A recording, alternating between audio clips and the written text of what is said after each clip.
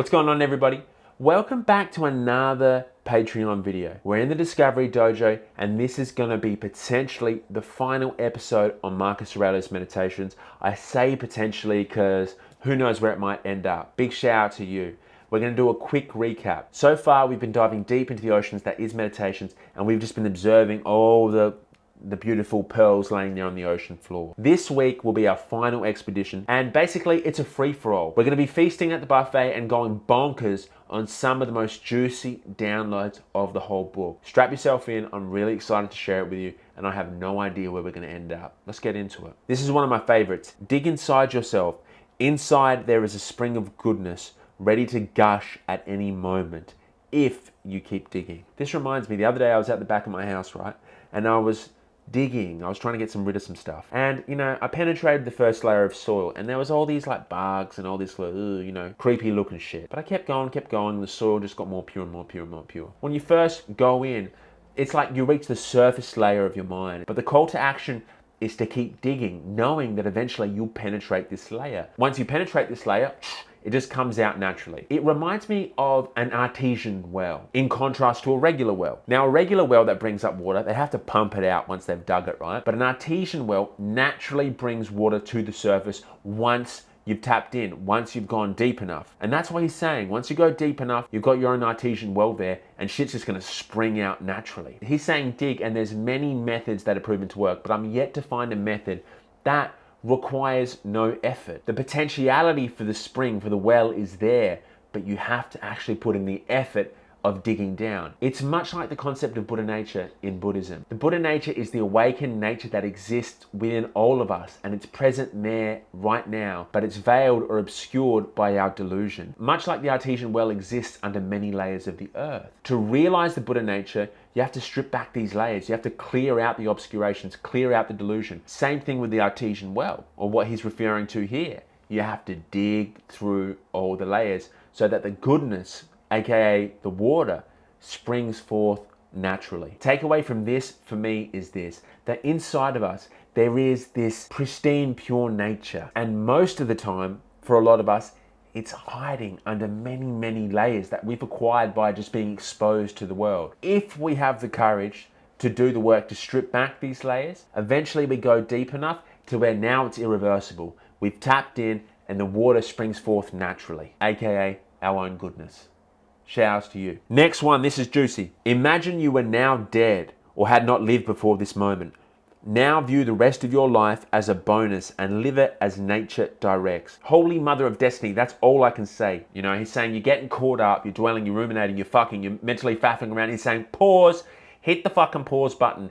Imagine you were now dead, and boom, you're brought fresh back to life. That imagining you're dead is a complete recipe. He's giving us the recipe for completely letting go of the past. Now live your life, the rest as a bonus, as a gift. Can you imagine? I just picked you up off the floor, G. You were completely dead. You had just flatlined. I'm like, with the defibrillator, ambos are rocking up.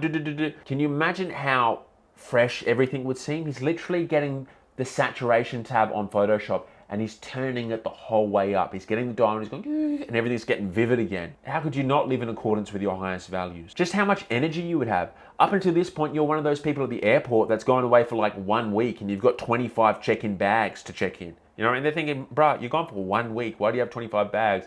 And you're so tired because it's like you're having to drag around all these bags. And then some motherfucker pulls through and you just got to carry on. It's like traveling light. That's what happens here. The baggage is gone. Now you got one piece of carry on and everything feels easy again. When I was going through this, the words that stuck out to me, like they were just imagine me writing this and then just seeing these words highlight out to me. And it was moment and now. Just this incredible potentiality that exists within every single moment of our lives.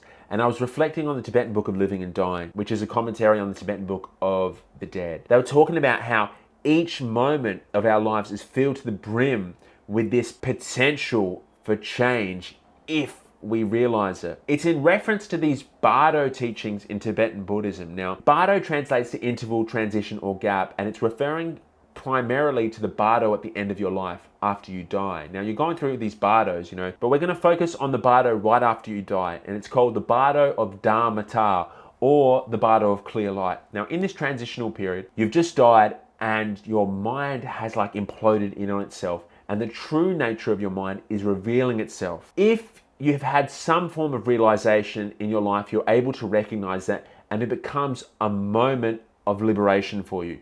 If you don't recognize it, you go on to the next bardo, which is called the bardo of becoming, where you are tossed about by your habitual tendencies and your karma, kind of like a dream, and then you take your next life reborn. Throughout this whole process of going through the bardos, there's potential for liberation. And it's just like our lives. Between each of these moments, in these gaps, there's an incredible potential if we're able to realize it. And Marcus is saying you can access this potential if you let all the past go. In no way am I saying it's an easy thing, but this is the recipe he's giving us. Once all the limiting self-beliefs, all the constructs, all the bullshit you've acquired, once you fuck that off, you're now at this incredible point of potential where anything can take place. He's saying, go on now and live the rest of your life as a bonus. What a blessing it is to be born a human being, because you could have been a fucking tree stump. We're going to piggyback off that one and go into the next one now. This is coming under the category of another formula. All that you pray to reach at some point in the circuit of your life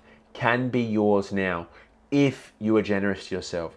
That is, if you leave all the past behind, entrust the future to providence, and direct the present solely to reverence and justice. It's amazing to me how he says, if you are generous to yourself, you are giving yourself the gift of being able to actually literally step into a new life.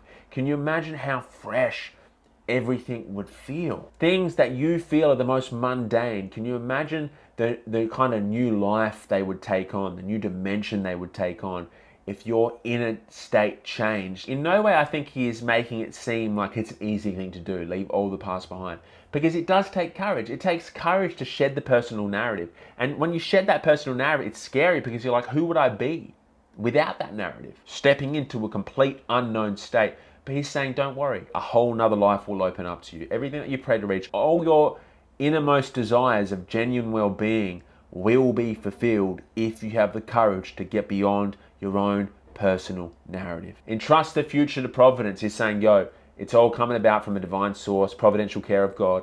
You're looked after. Don't worry about it. Direct the present solely to reverence and justice. What he calls respect for your lot, respect for your circumstance. It's come from that divine source. And justice, acting in kind, loving ways for yourself and others, and being truthful in all your actions and your word. Yes, amazing. Is someone afraid of change? Well, what can ever come to be without change? Or what is dearer or closer to the nature of the whole than change?